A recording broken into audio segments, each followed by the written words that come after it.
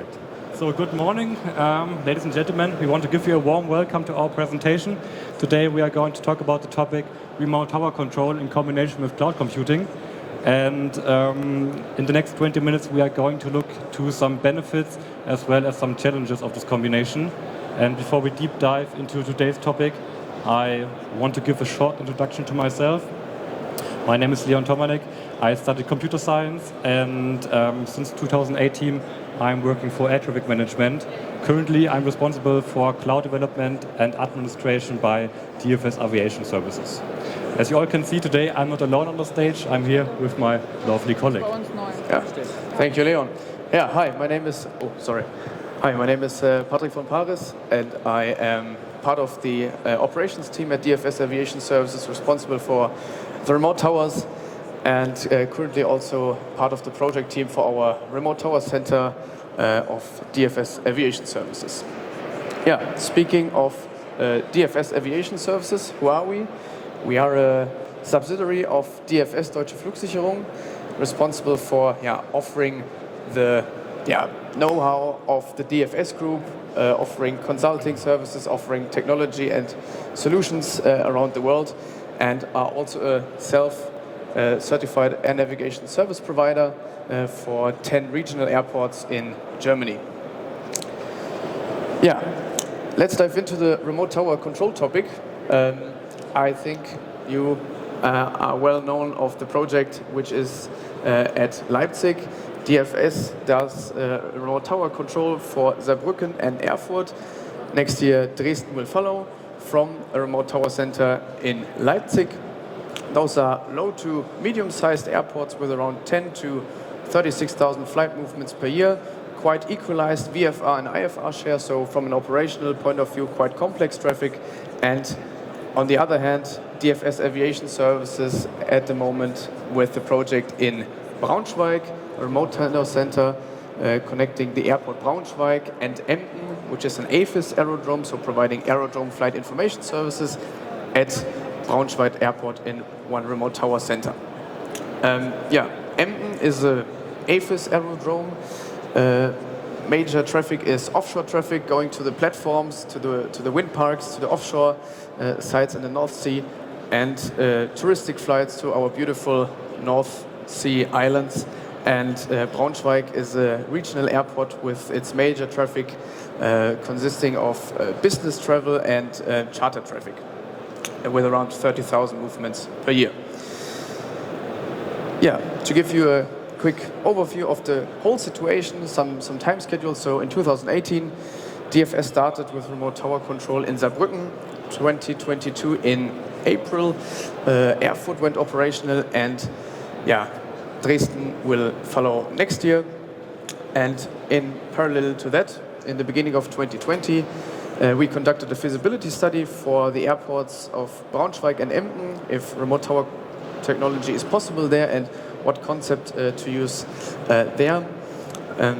Then it went into a tender process, and independent from that, we decided, and I give a little hint towards the topic my colleague will take care of, we decided for cloud technology, not only for our conventional towers, but our also future remote tower control projects. And in the beginning of 2022, we were awarded to provide air traffic services from the remote tower center in Braunschweig. And in May 2022, we signed a cooperation agreement with the DLR, so the Aerospace Research Center in Braunschweig, which is located there. Perhaps you know that this is the big institution of research activities in terms of remote tower technology, future concepts, multi-remote, and there with them together we want to develop such concepts and to bring them into reality. End of 2023, we are foreseeing that we will equip the remote tower control center with the controller working positions and start the training so that we get operational in the mid of 2024. Since we want to talk a little bit about the synergies, one side operational, the other side technical, I want to give you a short introduction about the operational synergies and our operational concept. This operational concept, you see here now nicely our future operations room, can be equipped with 6 controller working positions. In this case, the operational concept, which I will talk about now, will be not directly into force in the mid of 2024, so directly after the cutover from conventional to remote tower. No, it will take some time to really fully develop this operational concept, so 1 to 3 years. But what do we want to do? So we want to cross-license our EDCOs or AFISOs according to operational useful clusters, which gives us, as an ANSP, the possibility to have a very robust staffing in times of sickness, in times of holidays. We have one EDCO, then being able to hold 3 licenses for 3 different airports, having a very flexible staff body. And not only that, this is also the enabler to provide sequential or parallel operations in low traffic times or in PPR times. PPR times is a time called prior permission required, meaning if I have normal operational hours and as an airline or as an aircraft pilot I want to fly outside the operational hours, I need a prior permission to do that. And in our regional aerodrome business, this is quite often the case. So, for example, if we have here 3 airports in a certain cluster, and airport B closes at 8:30 and airport C closes at 8, I have the possibility to accept aircraft flights coming in for airport B, for example, at 9, and one aircraft wants to come at airport C at 9:30. So I have 2 movements which are very predictable. So in this case, in a center where everything is located at one position, I can, as an EDCO, do the movement for airport B, close the airport, and do the movement for airport C. In comparison to conventional towers, I would need now 2 EDCOs instead of, in the remote tower case, only 1. So I make very high usage of my high value resources, the EDCO. And this is even scalable if I increase perhaps the times, the PPR times, the operational hours into low traffic. This is even possible in parallel operation when the traffic is low and certain systems and certain concepts and certain prerequisites are in place, giving me a huge opportunity to increase ATS availability. And not only the fact that everything is in one position and the operational concept is behind, also the big enabler is the technical infrastructure behind it. But in general, we have, with this operational concept, more flexible staffing while increasing our ATS availability and having a same or even a lower effort in staffing. So, and to build a little bit the bridge towards my technical colleague, here is the controller work position layout, which is at the moment in the planning. We have, of course, the big element from the visual replacement system from our partner and supplier Frequentis.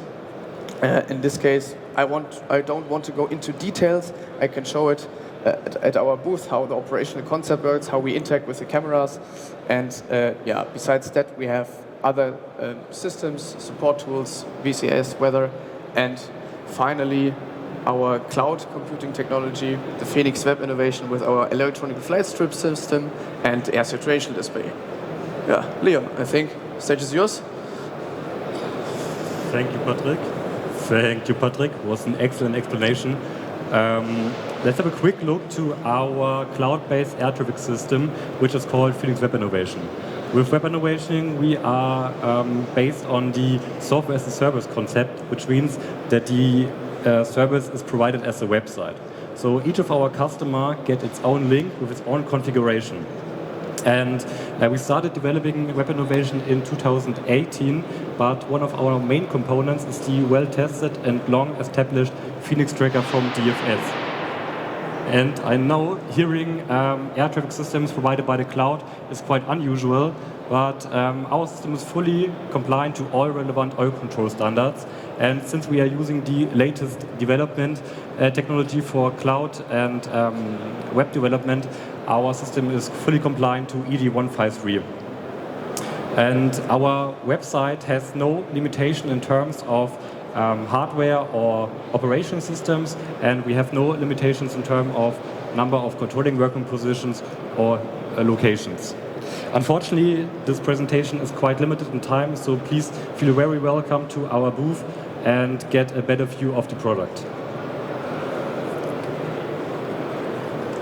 We, as DFS Aviation Services, had decided to not provide the cloud on our own.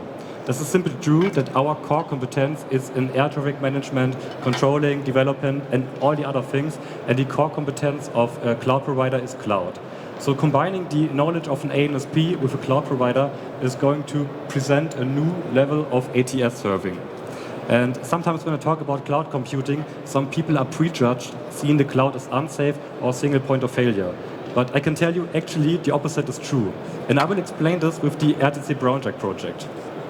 And because in the special type of project, we as DFS Aviation Services are the customer and the producer at the same time. So in advance of our systems, of course, we had a lot of internal meetings where we wrote down the requirements for these systems, and 3 main points were cleared out. This is one, to notice any difference in performance between on-premise and cloud solution. And second, the system must be high available. And third, we want to use the price or the cost efficiency. And to clear out these 3 points, let's have a closer look to the structure of our cloud system. And I think one of the most important points was that we centralized nearly all the needed data in our cloud environment. So this includes radar or flight plan informations, meteorological informations like weather, or third-party data like direction finder. And normally, by on-premise solutions, each airport would get those information directly from the supplier. But in our solution, we centralized all these data. And to give you some preview, centralizing all this data is the way that we are going to open a new potential for maintenance and scalability in the cloud system. And of course, security is always a big part of cloud serving product. So we took a whole bundle of measurements to prevent or to provide the most secure way for ATS serving for our customers. Let's have a closer look to the internal structure of our cloud architecture. And on the slide, you can see a typical architecture for one of our customers. So let's say that will be Braunschweig. It exists from an operative system, a fallback mechanism, and an equivalent test system. And all the data that are needed for each customer in Germany are centralized in the cloud. So we have some kind of filter in advance of the system that is only returning the data for the customer it needs. And I won't dive too technical into it, but our system or our platform is a Kubernetes system. And you can imagine Kubernetes like a 24/7 monitoring system that is going to recognize failure or is going to recognize some process interruption, and it's going to replace them. So we have like a self-healing system. Kubernetes is a high configurable system, so we can, for critical infrastructure or processes, we can create hot standbys. So if a process is going to fail, it will automatically be replaced, and the customer is not notice any performance issues. And I think one of the most important advantage of cloud solution is that all the systems that are going to provide the software for the customer is going to be accessed from remote. So maintenance is not longer a process where you have to go on site to the customer. You can easily connect to the cloud from every computer from the world. Like I said, this is the slide for one customer, so let's zoom out.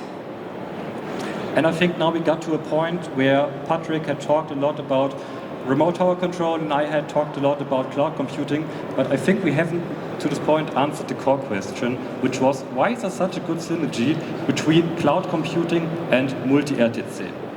And I will demonstrate this by this animation. Since we have all the needed information from Germany in one place in our cloud, we simply have to update our filter.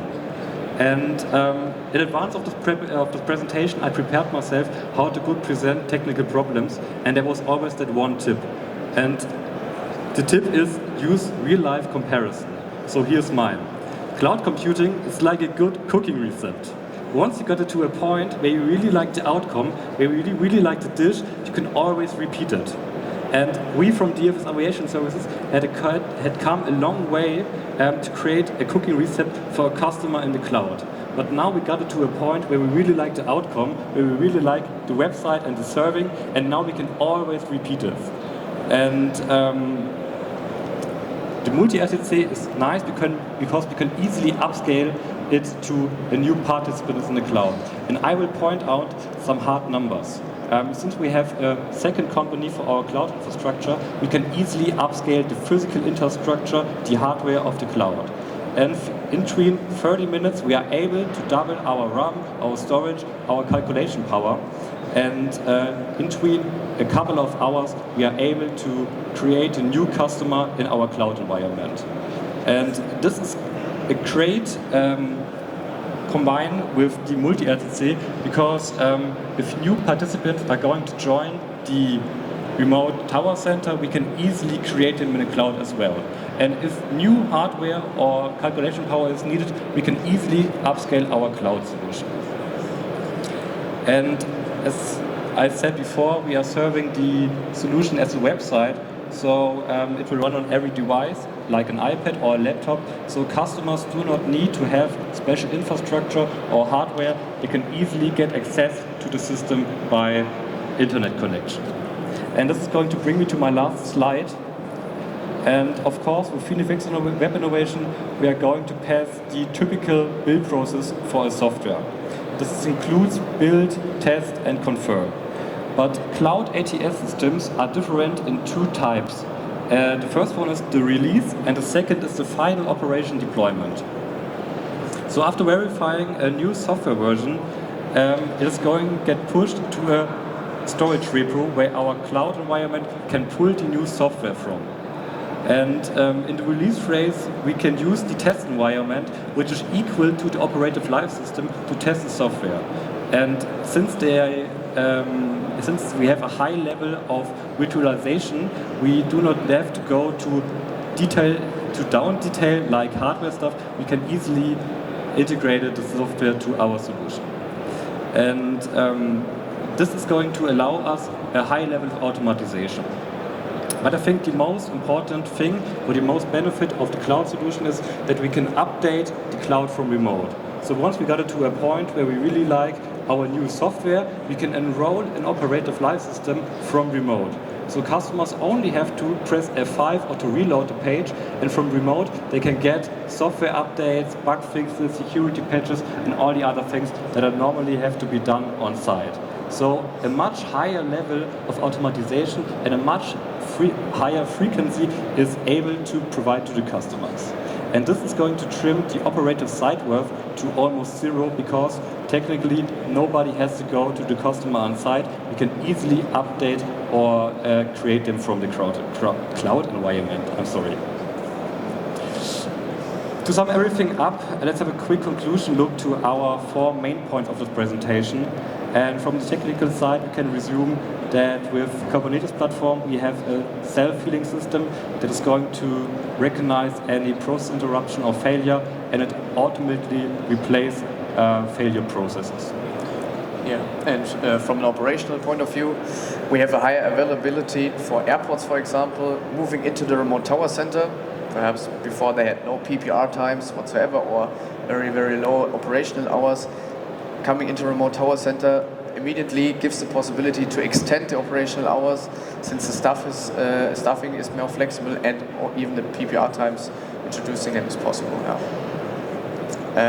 And also with that, I said it already, with the high amount of staff able to provide services for different airports, we have a high flexibility in staffing the airports. With Phoenix Web Innovation, we are following the software as a service concept, which means that we are going to provide the software as a website. So we do not need special infrastructure or hardware. The software will run on every device as long as you got internet connection. And a good cost reducing factor is that we can update or enroll software from remote. So we trim the operator site work to a minimum. Yeah, since we have a higher staff availability, we can also reduce the efforts and the cost per airport in this remote tower center by using the high value resources of EDCOs more efficiently, simply. And yeah, better scalability, dependent on the use case and dependent on the operational cluster, you can extend this concept to up to 3 airports per cluster or even higher. We are a cooperation with a cloud provider that allows us easy to upscale the infrastructure of our cloud system. So since we have centralized all the information we need for a new customer in our cloud environment, we can easily create and repeat our cooking recipe to create new participants in our cloud system. Yeah, that's it. Thank you very much. We have now a little bit of time left for some questions, but before we start into questions, I will highly recommend you and invite you to get to our booth at least at 4 p.m. We have beer and pretzels there, and we can show you, of course, some nice remote tower and cloud computing technology. Thank you for your attention.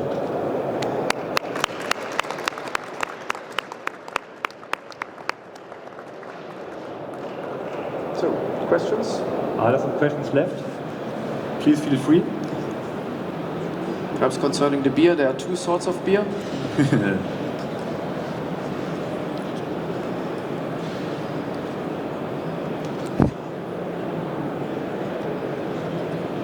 Okay, then perhaps at the booth itself. All right. Good. Thank you.